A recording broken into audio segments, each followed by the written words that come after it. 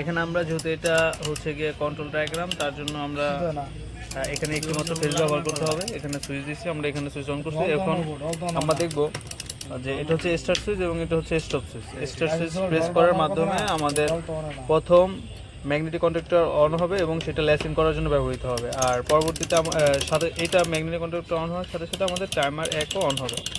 Timer 1 on হওয়ার সাথে সাথে আমাদের প্রথম মোটরটা অন হবে এবং টাইমারটা 5 সেকেন্ড চলবে।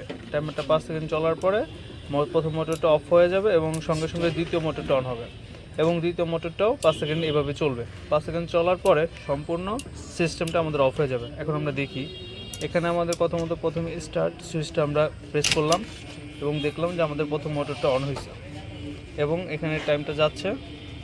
আমরা এখানে 5 সেকেন্ডের জন্য দিয়েছি এবং সেটা শেষ হয়েছে।